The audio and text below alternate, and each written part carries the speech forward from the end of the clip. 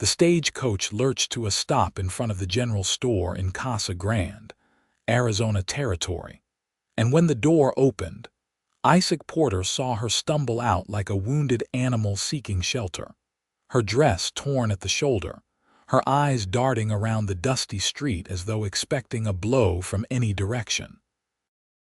It was October 1882, and Isaac had been working at his family's ranch just outside town for the better part of his 26 years.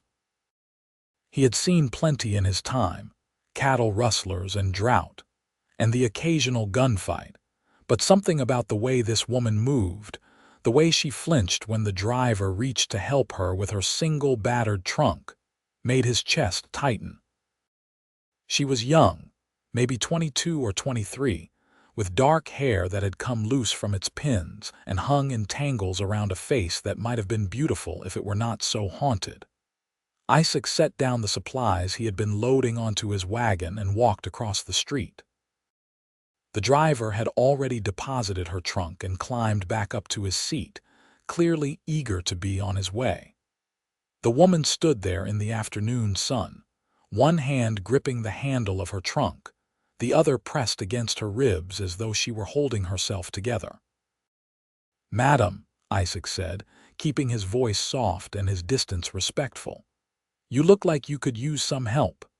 She whirled toward him, and he saw the fear flash across her face before she could hide it. Her eyes were a startling shade of green, rimmed with red from crying or exhaustion or both. "I can manage," she said, but her voice shook.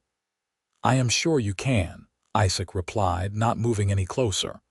"But Casa Grande is a small town, and if you are new here, you might appreciate someone pointing you in the right direction.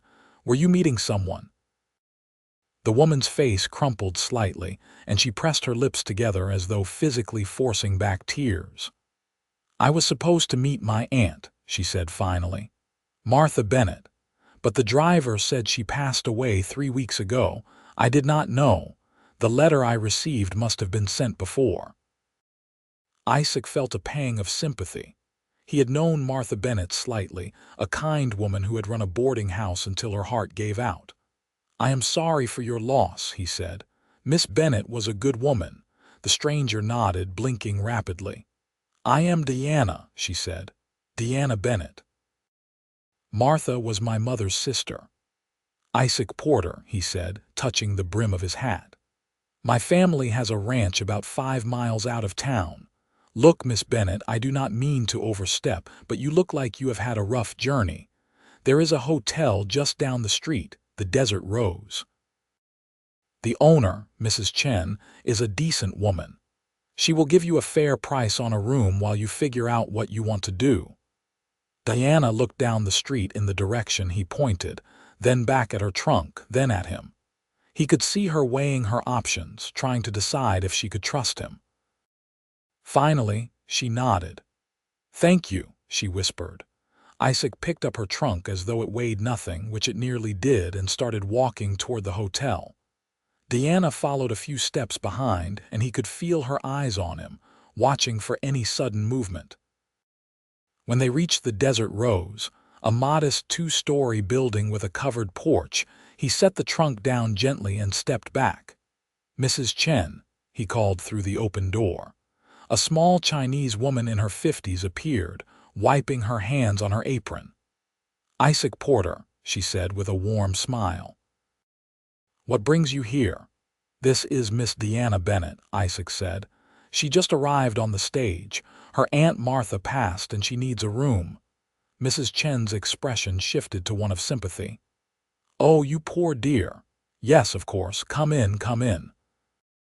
I have a nice room on the 2nd floor, very quiet." Diana hesitated on the porch, looking between Isaac and Mrs. Chen. "I do not have much money," she said quietly. "We will work something out," Mrs. Chen said firmly. "You can help me with some of the cleaning and cooking. I could use an extra pair of hands." Isaac saw the tension in Diana's shoulders ease just slightly. "Thank you," she said to Mrs. Chen, and then to Isaac. "Thank you for your help, Mr. Porter." "Just Isaac, please," he said. I come into town most Saturdays for supplies. If you need anything, let Mrs. Chen know, and I will do what I can." He turned to leave, but something made him glance back. Diana was watching him with an expression he could not quite read, gratitude mixed with something like disbelief, as though kindness were a foreign language she had forgotten how to speak. Over the next week, Isaac found himself thinking about Diana Bennett more than he should. He worked from dawn to dusk on the ranch, mending fences and moving cattle to fresh grazing land, but his mind kept drifting to those green eyes and that broken, frightened expression. On Saturday, when he drove the wagon into town for supplies, he found himself looking for her. He spotted her sweeping the porch of the Desert Rose, her dark hair pulled back in a simple braid. She looked better than she had the week before, less like she might collapse at any moment, but she still moved carefully, as though the world were full of hidden dangers. "Miss Bennett," he called, and she looked up. For a moment he thought she might run, but then she recognized him and something in her face softened. "Isaac," she said, and he liked the way his name sounded in her voice. "How are you settling in?" he asked, approaching the porch but keeping the steps between them. "Mrs. Chen has been very kind," Diana said. "I have been helping her like she said. It is good to have work to do." "That is good," Isaac said. He found himself searching for something else to say, some reason to keep talking to her. "If you need anything, anything at all, you just ask. I meant what I said." Diana set the broom aside and came to the edge of the porch, close enough that he could see the faint scar on her collarbone, mostly hidden by her dress. "Why are you being so kind to me?" she asked suddenly. "You do not know me." Isaac considered the question. "I reckon I do not need to know someone to see they are hurting and need help," he said finally. "That is just being human." Something flickered in Diana's eyes, something raw and painful. "Not everyone sees it that way," she murmured. "No," Isaac agreed, "but they should." A silence fell between them, not uncomfortable but charged with things unspoken. Finally, Diana said, "I should get back to work." "Of course," Isaac said. "I will see you next week." As the weeks passed, Saturday became the day Isaac looked forward to most. He found excuses to linger in town, to stop by the Desert Rose for a cup of coffee, or to deliver some fresh beef from the ranch to Mrs. Chen. Diana was always there, working quietly and slowly, so slowly he almost did not notice at first. She began to relax around him. One Saturday in early November, he found her behind the hotel, trying to repair a broken step on the back porch. She was hammering at it with more determination than skill, and he could see the frustration building in the set of her shoulders. "Mind if I take a look?" he asked, and she jumped, dropping the hammer with a clatter. "I did not hear you," she said, pressing a hand to her chest. "Sorry," Isaac said, genuinely apologetic. "I did not mean to startle you. That step giving you trouble." Diana looked down at the offending piece of wood. "It keeps coming loose. I thought I could fix it, but I am not very good at this sort of thing." "Let me help," Isaac said. He knelt down and examined the step, saw immediately that the wood was rotted through and needed replacing, not just reattaching. "You need a new board here." "I have some lumber back at the ranch. I could bring it next week." "You do not have to do that," Diana said, but her voice lacked conviction. "I know," Isaac said, standing up. "But I want to. Besides, Mrs. Chen has been good to you. I would like to help her out too." Diana looked at him for a long moment, her green eyes searching his face as though trying to solve a puzzle. "You really mean that, do not you?" she said finally. "You actually want to help, not because you expect something in return, but just because." "Yes," Isaac said simply. Diana's eyes filled with tears, and she turned away quickly, but not before he saw them. "I am sorry," she said, her voice thick. "I do not mean to be so emotional. It is just that I am not used to people being kind without wanting something." Isaac felt a surge of anger at whoever had taught her that lesson, but he kept his voice gentle. "You do not have to apologize for feeling things, Diana, and you do not owe me anything. I just want you to know that you are safe here. That is all." She turned back to him, tears streaming down her face now, and he saw in that moment just how young she really was, how much she had been through. "Thank you," she whispered. He wanted to reach out to comfort her, but he kept his hands at his sides, knowing she needed space. "I will bring that lumber next week," he said. "And if you ever want to talk about anything, I am a good listener." Diana nodded, wiping her eyes with the back of her hand. "I might take you up on that someday." "I hope you do," Isaac said. The next Saturday, Isaac brought the lumber and spent the afternoon replacing the broken step. Diana brought him water and watched him work, and for the first time, she asked him questions about himself, about his life on the ranch, about his family. He told her about his parents who had passed away the previous winter within weeks of each other, about how he now ran the ranch alone with the help of a few hired hands. "That must be lonely," Diana said softly. "Sometimes," Isaac admitted. "But the work keeps me busy, and I have friends in town." "It could be worse." "It could always be worse," Diana agreed, and there was a weight to her words that made Isaac look up. She was staring off toward the mountains in the distance, her expression distant. "Diana," he said carefully, "I do not want to pry, but if you ever want to tell me what brought you here, why you arrived the way you did, I would listen, and I would not judge." Diana was quiet for so long he thought she would not answer. Then she said, "I was married, back in Missouri, to a man my father chose for me." Isaac set down his hammer, giving her his full attention. "His name was Richard," Diana continued, her voice flat and emotionless. "Richard Crawford. He seemed fine at first, polite and well-mannered, but after the wedding things changed. He was angry all the time about everything. If dinner was not ready exactly when he wanted it, if I spoke too much or too little, if I looked at another man even by accident." She paused, touching the scar on her collarbone unconsciously. "He hurt me, a lot. And when I tried to tell my father, he said I needed to be a better wife, that I must be doing something to provoke him." Isaac felt his jaw clench, but he said nothing, letting her continue. "It got worse and worse until one night he came home drunk and angry about some business deal that had gone wrong. He started hitting me, and I thought he was going to kill me, so I fought back.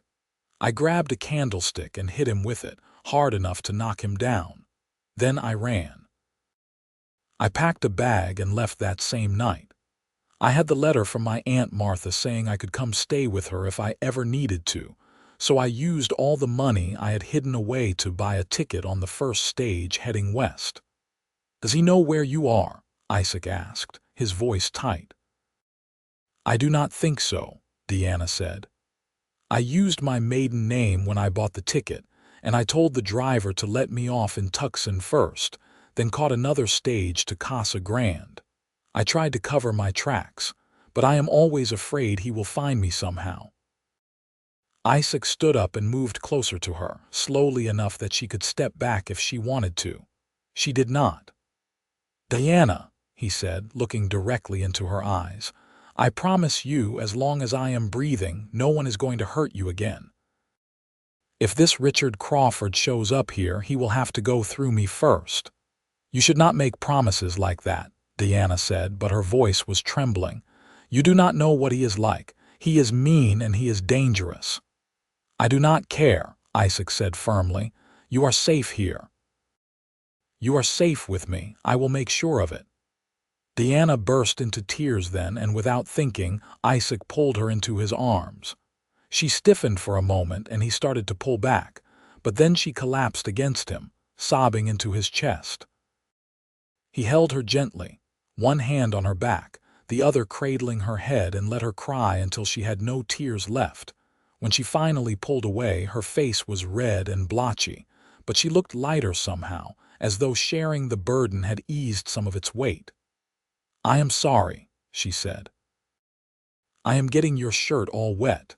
"It will dry," Isaac said with a small smile. "I am just glad you told me. You should not have to carry that alone." "I have been carrying it alone for a long time," Diana said. "I forgot what it felt like to have someone care." "Well, now you know," Isaac said. "I care, and I am not going anywhere." After that day, something shifted between them. Diana began to seek him out when he came to town, and he started visiting more than just Saturdays. He would ride into Casa Grande on Wednesday evenings just to have dinner at the Desert Rose, where Diana would serve him with a shy smile that made his heart race. Mrs. Chen watched them with knowing eyes but said nothing, simply made sure Diana had the evening off whenever Isaac appeared. In December, Isaac invited Diana to come see the ranch.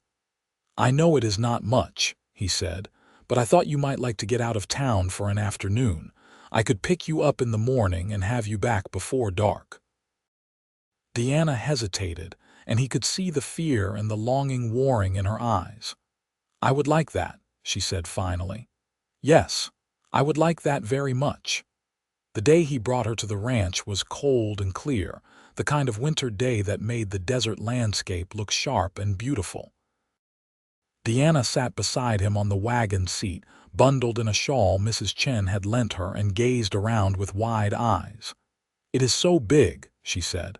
"So much space. In Missouri, everything felt crowded, closed in." "That is one thing the territory has plenty of," Isaac said. "Space. Sometimes I ride out for hours and do not see another soul." "Does that bother you?" Diana asked. "Not usually," Isaac said. "I like the quiet, but I am finding I like company too, the right company anyway." Diana blushed and looked away, but he saw the smile tugging at her lips. When they reached the ranch house, a modest adobe structure with a wide porch and a barn out back, Isaac helped Diana down from the wagon. She looked around, taking in the neatly maintained yard, the corrals where his horses grazed, the mountains rising in the distance. "This is lovely, Isaac," she said. "Really lovely." He showed her around, introducing her to his two ranch hands, Miguel and his son Carlos, who tipped their hats politely. Diana seemed more at ease than he had ever seen her, asking questions about the cattle and the horses, laughing when one of the barn cats wound around her ankles begging for attention. "That is Whiskey," Isaac said. "He showed up last spring and decided to stay. Best mouser I have ever had." Diana bent down to scratch Whiskey behind the ears, and the cat purred loudly. "I like him," she said. "He knows what he wants." They ate lunch on the porch, sandwiches Isaac had packed and coffee Diana made on his stove. She moved around his kitchen with an ease that made him imagine what it would be like if she were there all the time, if this were her home too. The thought should have scared him, but instead it felt right, like a puzzle piece sliding into place. "Thank you for bringing me here," Diana said as they sat together, watching the sun start its descent toward the horizon. "This is the most peaceful I have felt in years." "You can come anytime you want," Isaac said. "In fact, I would like it if you came often." Diana looked at him, her green eyes serious. "Isaac, I need to tell you something. I am still married legally. I never filed for divorce because I was afraid it would help Richard find me. So whatever this is between us, it cannot go anywhere. It would not be right." Isaac reached over and took her hand, the first time he had touched her since the day she cried in his arms. "Diana, I do not care about legal papers. I care about you. And I am willing to wait as long as it takes for you to feel safe enough to do what you need to do. I am not going anywhere." "You say that now," Diana said, "but what if Richard never gives up looking for me? What if I can never be free?" "Then we will cross that bridge when we come to it," Isaac said. but I have faith that things will work out the way they are supposed to. And in the meantime, I am just going to keep being here, keep proving to you that you are safe and that you are loved." Diana's eyes filled with tears again, but this time she was smiling. "How did I get so lucky to find you?" she asked. "I think I am the lucky one," Isaac said. As winter turned to spring, Isaac made good on his promise. Every day, in small ways and large, he showed Diana that she mattered, that she was valued, that she was safe. He brought her wildflowers from the range, the first blooms of spring that dotted the desert in brilliant colors. He taught her to ride so she could explore the countryside on her own. He sat with her in the evenings and listened to her talk about her dreams, the things she had wanted to do before her life had been derailed by violence and fear. In March, a letter arrived at the Desert Rose addressed to Diana Crawford. Isaac was there when Mrs. Chen brought it to her, and he saw all the color drain from Diana's face. "He found me," she whispered. "Richard found me." Isaac took the letter from her shaking hands and tore it open. The words inside were brief and cold. "I know where you are. I'm coming to bring you home where you belong. You are my wife and you will obey me. Richard." "He is not taking you anywhere," Isaac said, his voice hard. "I meant what I said. He will have to go through me." "You do not understand," Diana said, her voice rising in panic. "He will kill you. He will kill anyone who gets in his way. I have seen what he is capable of." "And he has not seen what I am capable of," Isaac said. "Diana, listen to me. You are not alone anymore. We will handle this together.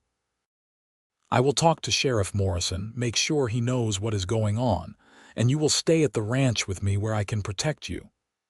"I cannot ask you to do that," Diana said, but he could hear the hope in her voice. "You are not asking," Isaac said. "I am offering. Pack your things. You are coming home with me today." Diana moved into the ranch house that afternoon. Isaac gave her the bedroom, insisting he would sleep in the small room off the kitchen that he used for storage. She protested, but he was firm. "You need to feel safe," he said, "and you need your own space. This is not up for debate." True to his word, Isaac rode into town the next morning and spoke with Sheriff Morrison, a grizzled man in his 50s who had seen his share of trouble. "If this Crawford fellow shows up and tries to take her by force, he will be arrested," Morrison promised. "No man has the right to abuse a woman, husband or not. You have my word." Isaac also spoke with Miguel and Carlos, telling them to keep an eye out for strangers. "If anyone comes around asking about Diana, you send them to me," he said. "And if I am not here, you make sure she stays inside and you stay with her." "Understood." "See, patron," Miguel said, "we will protect the Senora." The days passed in anxious waiting. Diana threw herself into work around the ranch, cooking and cleaning and helping with the chickens Isaac kept for eggs. She seemed calmer at the ranch than she had been in town, as though the wide, open spaces gave her room to breathe. But Isaac could see the tension in her shoulders, the way she startled at sudden noises. One evening in early April, they were sitting on the porch watching the sunset when Diana said, "Isaac, what are we doing here? I mean, what is this between us?" Isaac turned to look at her. "What do you want it to be?" he asked. "I want it to be real," Diana said softly. "I want to be able to love you without fear, without looking over my shoulder, but I do not know if that is possible." "It is possible," Isaac said. "Diana, I have been in love with you since the day you stepped off that stage. I did not know it then, but I do now. And I believe with everything in me that we are going to have a life together, a good life. But first, we have to deal with your past, and we will, together. You love me." Diana asked, her voice barely a whisper. "I love you," Isaac confirmed, "more than I thought I could love anyone." Diana stood up and moved to stand in front of him. Slowly, giving her every chance to change her mind, Isaac stood too and cupped her face in his hands. "Can I kiss you?" he asked. Yes, Diana breathed. Their first kiss was gentle and tentative, a question and an answer all at once. Isaac felt Diana's hands come up to rest on his chest, felt her lean into him, and his heart soared. When they finally pulled apart, she was crying again, but this time she was smiling too. "I love you too," she said. "I think I have for a while now. I was just too afraid to admit it." "You do not have to be afraid anymore," Isaac said. "Not of your feelings and not of him. We will face whatever comes together." Richard Crawford arrived in Casa Grande on a Tuesday in late April. Isaac was in town picking up supplies when Sheriff Morrison found him. "He is here," Morrison said. "Checked into the hotel this morning. I have made it clear he is not to go near Diana, but you should know he is asking questions, trying to find out where she is." "Did anyone tell him?" Isaac asked, his jaw tight. "Not as far as I know," Morrison said. "But it is a small town. Someone will slip eventually." Isaac finished his business quickly and headed back to the ranch. When he arrived, he found Diana in the kitchen, kneading bread dough with focused intensity. "He is here," Isaac said without preamble. "In town." Diana's hands stilled. "I knew he would come," she said. "I knew it." "The sheriff knows about him," Isaac said, "and he will not let him take you, but I want you to stay close to the house for the next few days until we see what he does." Diana nodded, but her face was pale. "What if he comes here?" she asked. "Then I will deal with him," Isaac said grimly. That night, Isaac slept fitfully, every creak and groan of the house setting his nerves on edge. He woke before dawn and dressed quickly, checking his rifle and handgun. He was not a violent man by nature, but he would do whatever it took to protect Diana. The confrontation came 2 days later. Isaac was working in the barn when Carlos came running. "Senator Isaac, there is a man riding up the road. He looks angry." Isaac grabbed his rifle and walked out to meet the rider. Even from a distance, he could see this was Richard Crawford. The man was tall and broad-shouldered, expensively dressed in a suit that looked out of place in the Arizona desert. His face was red with anger, his eyes hard. "Where is my wife?" Crawford demanded, pulling his horse to a stop a few yards from Isaac. "Miss Bennett is under my protection," Isaac said calmly, "and she does not want to see you." "She is not Miss Bennett, she is Mrs. Crawford," Richard snarled, "and I have every legal right to take her home." "You have no rights here," Isaac said. "The sheriff has been informed about what you did to her, and if you try to take her by force, you will be arrested. Best thing you can do is turn around and head back to Missouri." Richard dismounted, his hand going to the gun at his hip. "I am not leaving without my wife, and some cowboy is not going to stop me." Isaac raised his rifle slightly, not aiming it but making his intention clear. "I do not want trouble," he said, "but if you try to hurt her again, I will end you. That is a promise." For a moment, the two men stared at each other. Then Diana's voice cut through the tension. "Richard, leave. Just leave." Isaac risked a glance over his shoulder and saw Diana standing on the porch, her face pale but her voice steady. "I am not going back with you," she continued. "I do not care what the law says. You forfeited any claim to me when you decided to use me as a punching bag." "You are my wife," Richard said, his voice dangerous. "You made vows." "So did you," Diana shot back, "to love and cherish. You broke those vows every time you raised your hand to me." "It is over, Richard. I want a divorce." "I will never give you a divorce," Richard said. "You will come back with me, or I will make sure everyone knows what kind of woman you are, running off with another man." "Let them know," Diana said. "I do not care anymore. I would rather be known as a woman who left than a woman who stayed and let herself be killed." Richard's face contorted with rage, and his hand closed around the grip of his gun. But before he could draw, Sheriff Morrison and 2 deputies rode into the yard, their own weapons drawn. "That is enough, Crawford," Morrison said. "You are trespassing and you are threatening people. You have two choices. You can leave Casa Grande today and never come back, or you can spend some time in my jail. Your choice." Richard looked around, saw he was outnumbered, and his hand dropped away from his gun. "This is not over," he said to Diana. "You are still my wife." "Then I will see you in court," Diana said. "I am filing for divorce on the grounds of cruelty and abuse. And Isaac will testify to my injuries, and so will Mrs. Chen, and so will anyone else I told about what you did." "You cannot prove anything," Richard said, but his voice lacked conviction. "I can try," Diana said. "And either way, I am never going back to you. You can accept that and move on, or you can keep fighting and lose everything in the process. Those are your choices." For a long moment, Richard just stared at her. Then he mounted his horse without another word and rode away back toward town. Sheriff Morrison and his deputies followed at a distance, making sure he actually left. When they were gone, Diana's knees gave out and she collapsed on the porch steps. Isaac was at her side in an instant, gathering her into his arms. "You were amazing," he said. "So brave." "I was terrified," Diana admitted, shaking. "But I realized something when I saw him. He does not have power over me anymore. I am not the same person I was when I left Missouri. I am stronger now. You helped me become stronger." "You were always strong," Isaac said. "You just needed to remember it." Diana pulled back to look at him. "Will you help me with the divorce? I know it is going to be ugly, but I need to do this. I need to be free." "I will help you with whatever you need," Isaac promised. "And when you are free, if you still want me, I am going to marry you properly and spend the rest of my life making you happy."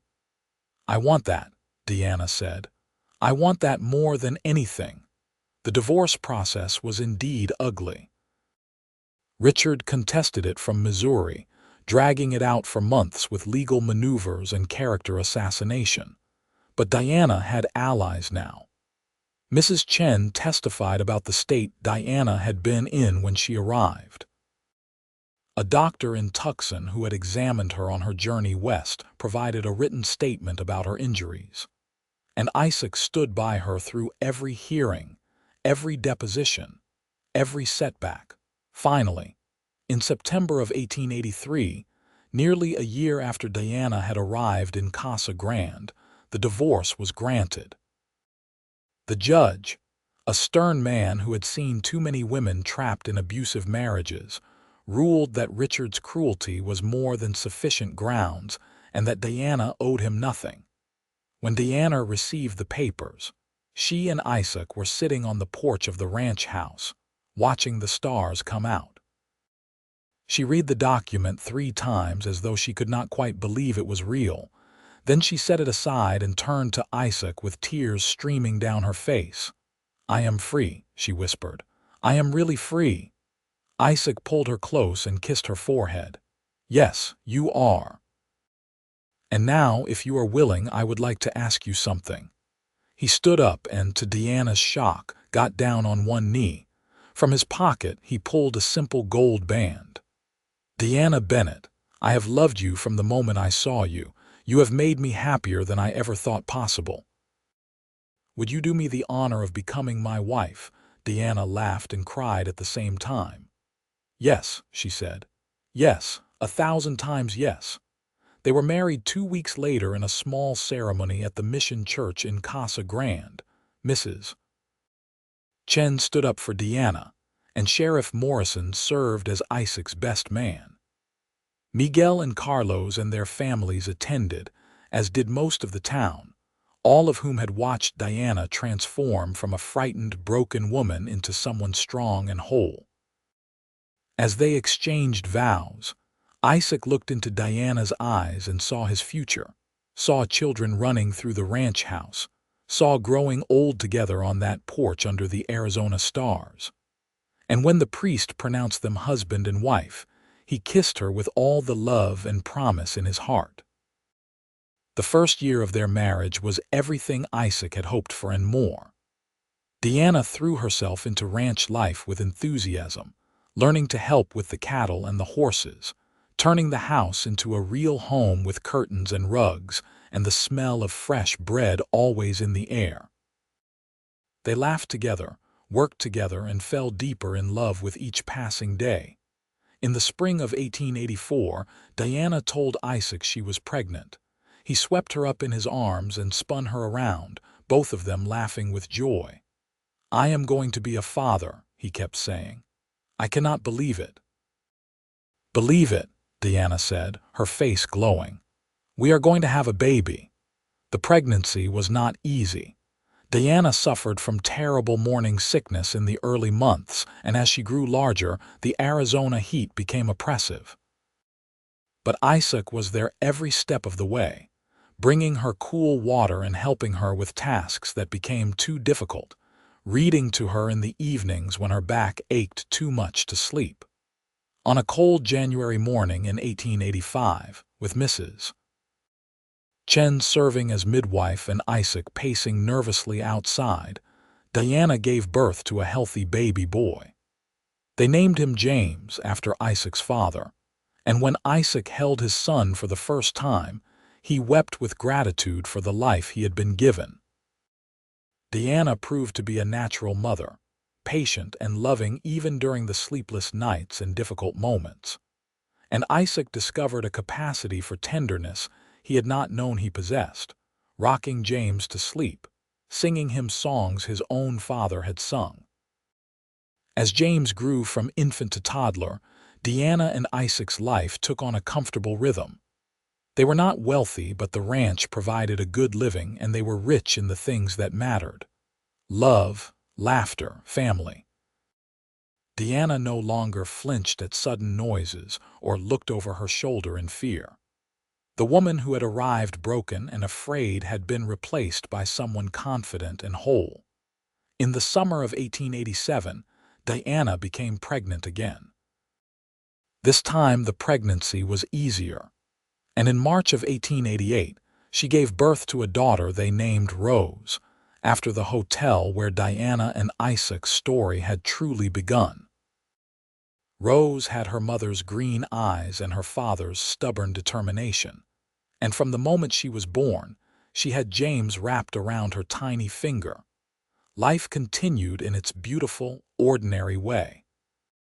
James started school in Casa Grande, riding into town with Isaac in the wagon and reading everything he could get his hands on. Rose grew into a wild child who loved the horses and spent hours following her father around the ranch, asking endless questions. Diana and Isaac talked about everything and nothing, their conversations ranging from the price of cattle to their dreams for the future. And through it all, they never forgot how lucky they were to have found each other. In 1890, Isaac surprised Diana with a trip to Tucson for their 7th wedding anniversary. They left the children with Mrs. Chen and spent 3 days exploring the growing city, eating in restaurants and staying in a fine hotel. On the last night, as they sat together watching the sunset from their hotel room window, Diana said, "Do you ever think about how different things could have been if I had never come to Casa Grande, if you had not been in town that day?" "Sometimes," Isaac admitted. "But then I remember that I do not believe in coincidence. I think we were meant to find each other, meant to have this life." "I think so too," Diana said, resting her head on his shoulder. "You saved me, Isaac, not just from Richard, but from a life without love, without joy. You showed me what it means to be truly safe, truly loved. I will never be able to thank you enough for that." "You do not have to thank me," Isaac said, kissing the top of her head. "Loving you has been the easiest thing I have ever done, and being loved by you has been my greatest gift." The years continued to pass, each one bringing new challenges and new joys. There was the drought of 1892 that nearly ruined them financially, weathered through hard work and the support of their community. There was the winter of 1895 when Rose caught pneumonia, and they spent terrifying weeks nursing her back to health. There were graduations and birthdays, cattle drives and harvest festivals, all the ordinary moments that make up a life. James grew into a thoughtful young man who wanted to be a teacher, much to Isaac's pride. Rose, true to her nature, announced at 15 that she wanted to be a veterinarian, which was almost unheard of for a woman, but Diana and Isaac supported her dream wholeheartedly.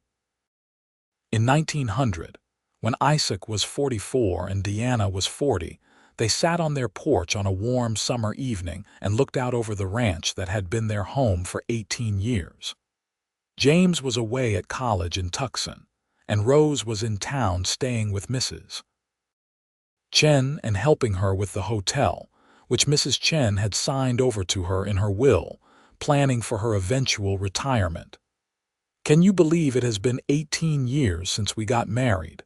Diana asked, her hand finding Isaac's automatically. 18 of the best years of my life," Isaac said. "Well, 19 counting the year before we could make it official," Diana laughed. "You are still as romantic as the day you proposed. Only for you," Isaac said. "Always for you." As they sat there in the gathering dusk, Diana thought back to the terrified woman who had stepped off that stagecoach so many years ago. She had been so broken then, so convinced that her life was over, that happiness was impossible. But Isaac had proven her wrong. Day by day, moment by moment, he had shown her what real love looked like. Not the possessive, violent obsession Richard had claimed was love, but something patient and kind, something that built up instead of tearing down. "What are you thinking about?" Isaac asked, noticing her distant expression. "Just remembering," Diana said. "Remembering how scared I was and how you made me feel safe. How you spent every day proving I was loved and valued. You still do that, you know. After all these years, you still make me feel like the most important person in your world." "That is because you are," Isaac said simply. "You and our children, you three are my whole world." Diana leaned over and kissed him, a soft, lingering kiss that held 19 years of love and partnership and mutual respect. When they pulled apart, she said, "Thank you for not giving up on me. For seeing past the fear and the brokenness to the person I could become." "You were always that person," Isaac said. "I just helped you remember." As the stars began to appear in the darkening sky, they remained on the porch, hands clasped, hearts full. Behind them, the house was quiet but full of life, full of memories and love. The ranch stretched out in all directions, a testament to their hard work and dedication. And in front of them lay whatever years they had left, to be faced together as they had faced everything else. In 1902, James brought home a young woman named Sarah whom he wanted to marry. She was sweet and smart, a fellow teacher, and Diana and Isaac welcomed her into the family with open arms.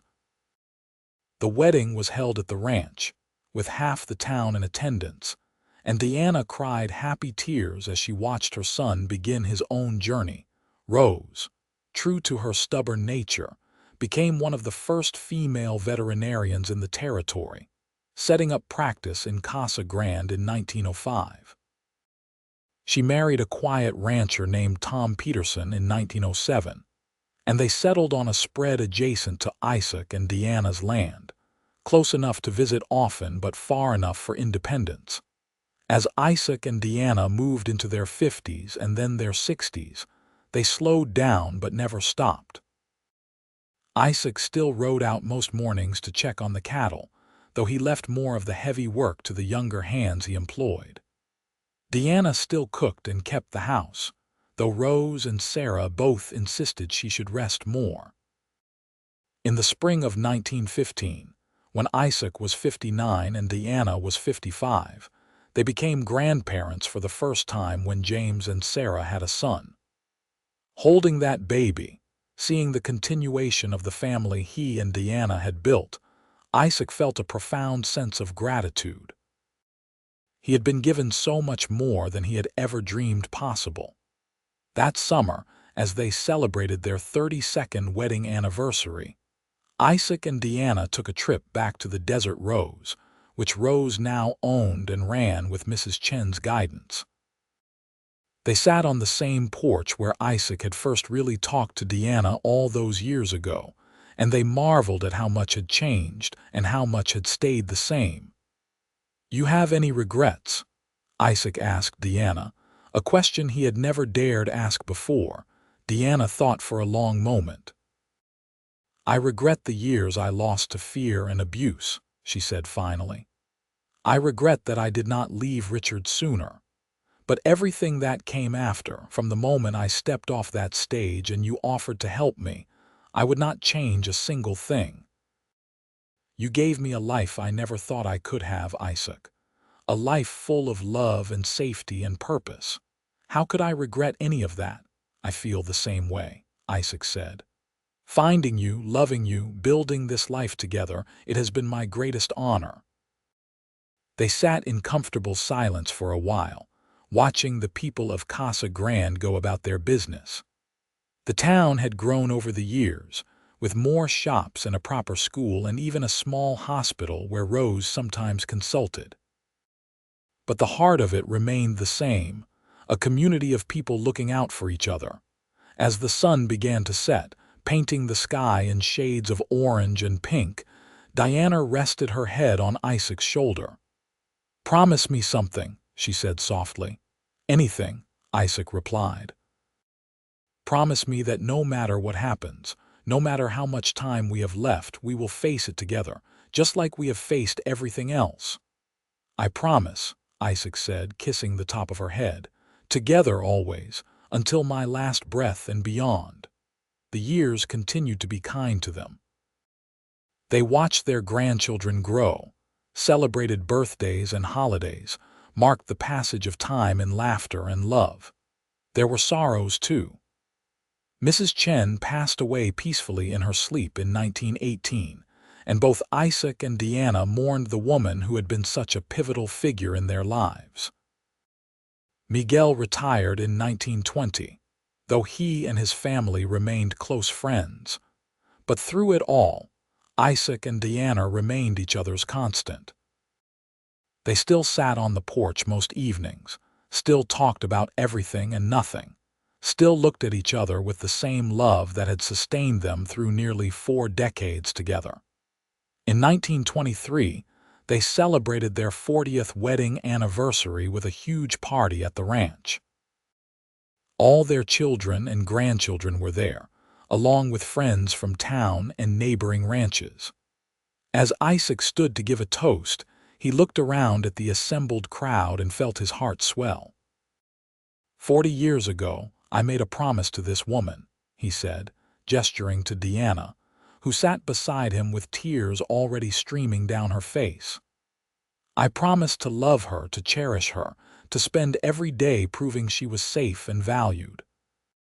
And I have done my best to keep that promise every single day since. Diana, you have been my partner, my best friend, my greatest love. You have given me a life beyond my wildest dreams. Here is to 40 more years." "I will drink to that," Diana said through her tears, and everyone laughed and cheered. As the party continued around them, Isaac and Diana slipped away to their favorite spot on the porch. They sat close together, hands clasped, watching the sunset paint the desert in gold and crimson. "Do you remember the first time we sat here together?" Diana asked. "I remember every moment with you," Isaac said. "But yes, I remember that day especially. You were so scared, so fragile. I wanted nothing more than to protect you, to make you feel safe." "You did that and so much more," Diana said. "You gave me back my life, Isaac. You showed me what love really means. Not control or possession, but partnership and respect and genuine caring. You proved every single day that I mattered, that I was worthy of love, and you never stopped proving it." "Because it is true," Isaac said. "You are the most remarkable person I have ever known, and loving you has been the greatest privilege of my life." They kissed as the sun dipped below the horizon, two people who had found each other against all odds and built something beautiful and lasting. Around them, the ranch hummed with life and laughter, a testament to everything they had created together. The music from the party drifted out to them, along with the sound of children playing and adults talking. Their children and grandchildren were making memories of their own now, starting their own stories. But the foundation of it all was the love Isaac and Diana shared, a love that had weathered storms and celebrated joys, a love that had transformed both of them. As stars began to appear in the darkening sky, Diana rested her head on Isaac's shoulder, feeling the steady beat of his heart. She thought about the broken, terrified woman she had been, and the strong, loved woman she had become. It had not been an easy journey, but it had been worth every step because it had led her here to this moment, to this man, to this life. "I love you," she whispered. "I love you too," Isaac replied. "Today, tomorrow, and always."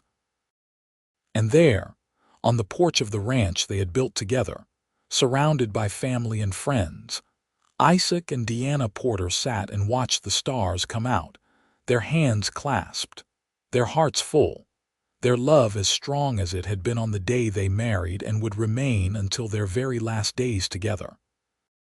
The cowboy had kept his promise, spending every day proving she was safe and loved, and in doing so, he had given them both a love story for the ages.